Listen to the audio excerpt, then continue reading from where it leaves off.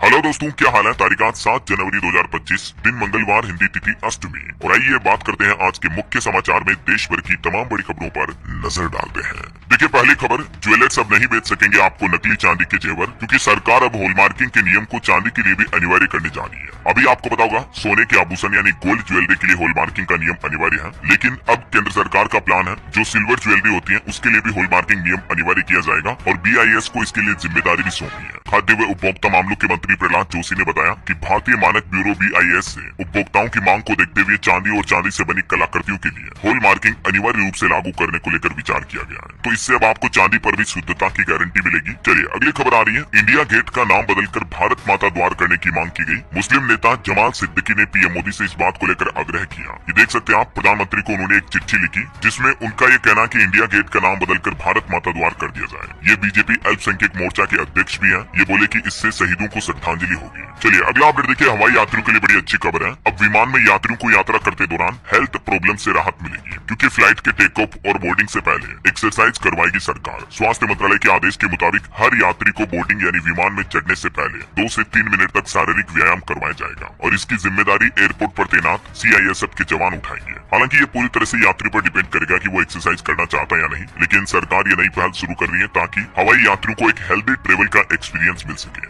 और स्ट्रेचिंग करने से मांसपेशियों की अकड़न को रोकने में भी मदद मिलेगी। स्वास्थ्य मंत्रालय ने ये नई पहल में क्या कहा देख सकते हैं आप। दावा किया जा रहा है कि दुनिया भर में एयरपोर्ट पर ये पहली तरह का अपना कदम उठाया जा रहा है सरकार द्वारा, और इसकी शुरुआत राजस्थान जोधपुर एयरपोर्ट से हो भी चुकी है। चलिए अगला अपडेट है। राष्ट्रीय अनुसंधान विकास निगम के 71वें स्थापना दिवस पर डिजाइन क्लिनिक सुविधा का शुभारंभ किया गया नई दिल्ली स्थित मुख्यालय में। और खबर है, केंद्रीय गृह मंत्री अमित शाह आज मंगलवार को CBI के भारत पोल पोर्टल का शुभारंभ भी करेंगे और इस पोर्टल के जरिए CBI समेत देश की विभिन्न जांच एजेंसियों को आपराधिक मामलों में काफी सुविधा प्रदान होगी, है ना। और प्रधानमंत्री नरेंद्र मोदी का भी प्लान है, कल 8 और परसों 9 जनवरी को आंध्र प्रदेश और उड़ीसा राज्यों का दौरा करेंगे। यहाँ कई विकास परियोजनाओं की सौगात भी देंगे। 8 तारीख को PM मोदी आंध्र प्रदेश के विशाखापट्टनम में तकरीबन 2 लाख करोड़ रुपए से ज्यादा की परियोजनाओं का शुभारंभ करेंगे, जिसमें ये काफी कुछ परियोजनाएं हैं जिसके बारे में जानकारी भी आप देख सकते हैं। और कल भी आपको बता दूं, प्रधानमंत्री ने जम्मू कश्मीर को बड़ी सौगात दी। जम्मू में रेलवे डिवीजन का भी उद्घाटन किया। ऑनलाइन डिजिटली तरीके से इसका उद्घाटन करते हुए PM ने कहा कि साल 2014 तक 35% रेलवे ट्रैक ही इलेक्ट्रिफिकेशन में था, जो कि अब 100% के करीब है। यानी अभी हमारे देश में लगभग 100% रेलवे जो है वो इलेक्ट्रिसिटी से चलना शुरू हो चुकी है। जम्मू के अलावा भी PM ने कुल 2 रेल परियोजनाओं की सौगात दी। एक और तेलंगाना में एक नए रेलवे टर्मिनल स्टेशन का भी शुभारंभ किया जम्मू रेल मंडल के साथ ही। और PM ने कहा कि ये नई जम्मू रेलवे डिवीजन से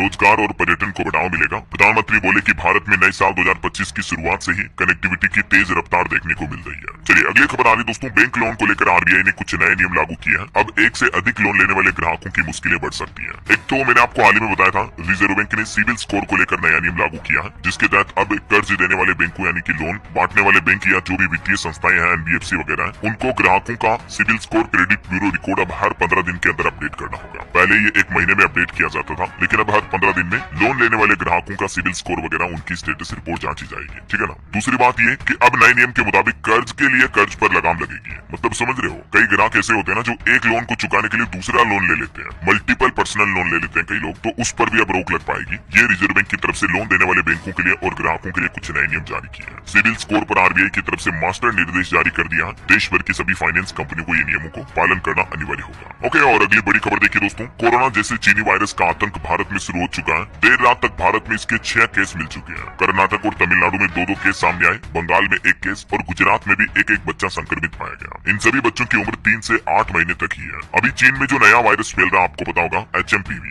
इस वायरस के भारत में अब तक कुल 6 मामले सामने आ चुके हैं। सबसे पहला मामला गुजरात के अहमदाबाद में देखा गया इस वायरस का, जिसमें 2 महीने का बच्चा पॉजिटिव मिला। ये बच्चा वैसे तो राजस्थान का है, जिसे इलाज के लिए अहमदाबाद लाया गया था। 15 दिनों से ये बच्चा प्राइवेट हॉस्पिटल में एडमिट है, ठीक है। और इसके अलावा भी कल सुबह ही कर्नाटक में 3 महीने की एक बच्ची और 8 महीने के एक बच्चे में भी वायरस मिला था। अभी कुल मिलाकर दोस्तों 6 केस सामने आ चुके हैं, जिनमें से 2 तो कर्नाटक में, 1 गुजरात में, 1 पश्चिम बंगाल में और 2 मामले तमिलनाडु में सामने आए। और भारत में बढ़ते ये चीनी वायरस के नए मामलों को लेकर कल भी स्वास्थ्य मंत्रालय की तरफ से एक एडवाइजरी जारी की गई। वैसे तो केंद्रीय स्वास्थ्य मंत्री JP नड्डा का कहना है कि इस HMPV वायरस को लेकर घबराने की जरूरत नहीं है। सरकार इस वायरस की स्थितियों पर नजर बनाए रखे हुए है, लेकिन चीनी वायरस को लेकर कुछ राज्य सरकारों ने भी अलर्ट जारी कर दिया। देखिए आप, दिल्ली सरकार भी अलर्ट मोड पर है। मेडिकल ऑफिसर्स ने एक एडवाइजरी जारी की, जिसमें कहा गया है कि अगर किन्हीं बच्चों को या मरीजों को सांस लेने में दिक्कत आती है या फ्लू जैसे लक्षण नजर आते हैं, तो उन पर नजर रखी जाए, उनको आइसोलेट किया जाए। और अब जो विदेशों से हमारे भारत में लोग आ रहे हैं, उनके लिए भी सरकार HMPV एडवाइजरी जारी करेगी। अहमदाबाद में बच्चे के पॉजिटिव आने के 10 दिन बाद जानकारी देने पर अस्पताल को नोटिस भी दिया, क्योंकि ये बहुत बड़ी लापरवाही है। इधर राजस्थान में भी स्वाइन फ्लू कोविड को लेकर स्वास्थ्य विभाग का अलर्ट जारी हुआ। अलग से ओपीडी शुरू करने और आईपीडी में भी अलग से इस तरह के वार्ड बनाने के निर्देश जारी किया है राजस्थान की भजनलाल सरकार ने। सर्दी और मौसमी बीमारियों को देखते हुए अब राजस्थान स्वास्थ्य विभाग ने भी अलर्ट जारी किया है। उत्तराखंड में भी देखिए एचएमपीवी वायरस की रोकथाम के लिए पुष्कर सिंह धामी सरकार का स्वास्थ्य विभाग अलर्ट मोड पर आया। सभी जिलों को निर्देश जारी किया, जिसमें स्वास्थ्य निदेशालय ने कहा कि सभी अस्पतालों में संक्रमित मरीजों के उपचार के लिए आइसोलेशन बेड व ऑक्सीजन सिलेंडर की पर्याप्त व्यवस्था रखी जाए। और चीन में फैले इस वायरस का भारत पर डबल अटैक कुछ यूं देखने को मिल रहा, एक के बाद एक कई बच्चे संक्रमित पाए जा रहे हैं। और चिंता की बात यह है कि कुछ बच्चे और उनके परिजनों की ट्रेवल हिस्ट्री भी नहीं है कि वो बच्चे या उनके परिवार वाले कहाँ विदेश से आए। हालांकि सरकार कह रही है दोस्तों की चिंता की कोई बात नहीं है, लेकिन फिर भी हम सबको सावधान रहना होगा, क्योंकि कोरोना वायरस की शुरुआत भी इसी तरह से हुई थी भारत में। 1, 2, 5 मामले पहले सामने आए थे, उसके बाद आपको पता ही है कितनी बड़ी महामारी बन गई थी, लाखों लोगों की जान चली।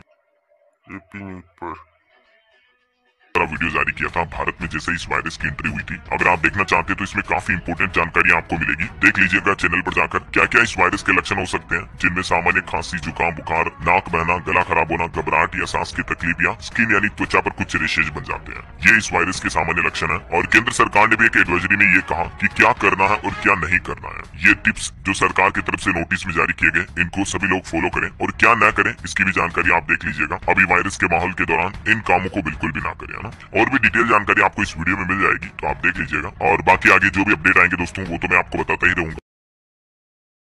देखिए एक बड़ी दुख भरी खबर, छत्तीसगढ़ में नक्सलियों ने सुरक्षा कर्मियों के वाहन को उड़ा दिया। इसमें 8 जवान समेत 9 लोगों की जान चली गई, 8 तो जवान शहीद हो गए। छत्तीसगढ़ के बीजापुर में नक्सल ब्लास्ट की यह घटना हुई। वाहन का ड्राइवर भी मारा गया, सड़क पर 10 फीट का गड्ढा बन गया। ब्लास्ट इतना गंभीर था कि 25 फीट ऊंचे पेड़ पर मिला गाड़ी का मलबा। देख सकते हैं आप, गाड़ी भी उछलकर पेड़ पर टंग गई। इस घटना के बाद केंद्रीय गृह मंत्री अमित शाह ने दुख और गुस्सा जताते हुए कहा कि इन जवानों का बलिदान बेकार नहीं जाएगा। साल 2026 तक खत्म करके रहेंगे नक्सलवाद को। अमित शाह बोले कि लाल आतंक के खात्मे की डेडलाइन तय हो चुकी है और उन्होंने जवान और उनके परिवारों के प्रति संवेदना भी व्यक्त की। चलिए दोस्तों अगली खबर किसान आंदोलन से जुड़ी आ रही है। 42 दिन से अनशन कर रहे किसानों के नेता जो डल्लेवाल हैं, उनके अनशन के बीच अचानक किसान नेता जगजीत सिंह की भी तबीयत बिगड़ी। उनके रक्तचाप यानी ब्लड प्रेशर में गिरावट देखी गई और 42वें दिन डल्लेवाल की भी तबीयत काफी ज्यादा बिगड़ गई। अब सभी किसान अलर्ट मोड पर हैं। इसी बीच खबर ये कि सुप्रीम कोर्ट के कमेटी से बातचीत करने के लिए भी अब किसान नेता डल्लेवाल राजी हो चुके हैं। पंजाब सरकार अब उन्हें रिपोर्ट सौंपेगी। सुप्रीम कोर्ट की हाई पावर कमेटी डल्लेवाल से मिली और वो बोले कि हमारे पास केंद्र सरकार से बातचीत करने की अथॉरिटी नहीं है। वैसे इस मामले पर अब सुप्रीम कोर्ट में 10 जनवरी को सुनवाई होगी। और इसी बीच गृह मंत्री अमित शाह से भी मिले पंजाब के कैप्टन अमरिंदर सिंह, जो कि पंजाब में भाजपा की सीनियर नेता भी है, पूर्व मुख्यमंत्री भी रह चुके हैं। तो इन्होंने पंजाब के कई मुद्दों पर रणनीति बनाई। 25 अक्टूबर को खन्ना मंडी भी पहुंचे थे।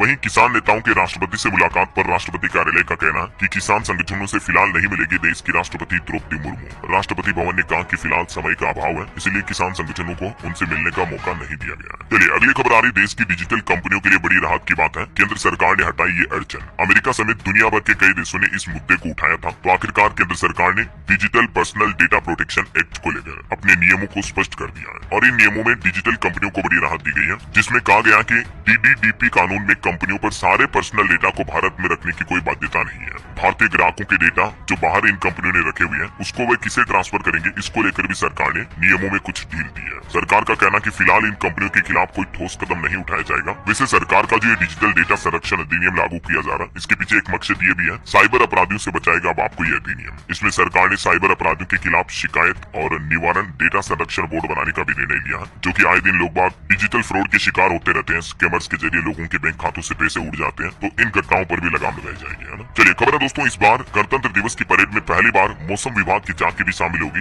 150 साल का सफर देख सकेंगे लोग। 26 जनवरी 2025 को नई दिल्ली में आपको ये देखने मिलेगा। और बड़ी खबर आ रही है 8वें वेतन आयोग और पुरानी पेंशन के लिए कर्मचारी संगठन ने बड़ा ऐलान किया, कहा कि देश भर में इस दिन धरने प्रदर्शन किए जाएंगे। दरअसल हरियाणा राज्य के कर्मचारी संगठन पुरानी पेंशन योजना की बहाली को लेकर अब वापस एकजुट हुए हैं। All India state government employees federation ने राष्ट्रव्यापी आंदोलन का भी ऐलान कर दिया है, जिसमें घोषणा की गई है कि अगले महीने 7 और 8 फरवरी को हरियाणा राज्य समेत पूरे देश के सभी राज्यों के जिला मुख्यालयों पर धरने प्रदर्शन किए जाएंगे। और महिलाओं की मांगों को लेकर भी 8 मार्च को अंतर्राष्ट्रीय महिला दिवस के मौके पर भी सभी जिला जिलों में प्रदर्शन होंगे, क्योंकि पिछले कई सालों से सरकारी कर्मचारियों की ये मांग है। उसके बावजूद सरकार पुरानी पेंशन योजना को फिर से लागू नहीं कर रही है। तो इस बीच हरियाणा राज्य से कर्मचारी संगठनों ने देश भर में ये राष्ट्रव्यापी आंदोलन की चेतावनी दी है केंद्र सरकार को, है ना। और वैसे दोस्तों, इस आंदोलन की चेतावनी के बीच हरियाणा सरकार ने कुछ बड़े फैसले भी लिए हैं। देखिए, कर्मचारियों के लिए एक नियम तो ये लागू हो चुका है कि हरियाणा के मंत्री अब सरकारी कर्मचारियों का ट्रांसफर नहीं करा पाएंगे। मुख्यमंत्री नायब सिंह सैनी बोले कि सब कुछ ऑनलाइन होगा। अब हरियाणा के मंत्रियों को चतुर्थ श्रेणी कर्मचारियों के तबादले यानी ट्रांसफर का अधिकार नहीं होगा। मतलब ये राइट्स अब मिनिस्टर से छीन लिए गए हैं। जो मंत्री हैं वो अपनी पॉलिटिकल पावर दिखाकर कर्मचारियों का ट्रांसफर नहीं करा पाएंगे, समझ रहे हो। इसके अलावा महिलाओं के लिए भी हरियाणा में एक बड़ी अच्छी खुशखबरी आई है। हर महीने 2100 रुपए मिलेंगे और गरीबों को भी हरियाणा राज्य में घर बनाने के लिए 1.5 लाख रुपए तक की सब्सिडी देगी नायब सिंह सैनी सरकार। हरियाणा सरकार का कहना है कि अंत्योदय परिवारों के उत्थान के लिए राज्य सरकार कई योजनाएं शुरू करने जा रही है, जिसके तहत एक तो गरीब परिवारों को उनके घर की आर्थिक सहायता, पेंशन मुक्त यात्रा, कौशल प्रशिक्षण और रोजगार के अवसर भी प्रदान किए जाएंगे। सरकार का प्लान है शहर और गाँव में 6 लाख गरीब परिवारों को घर उपलब्ध कराने का लक्ष्य रखा है। इस पहल का उद्देश्य है राज्य में गरीबी को कम करना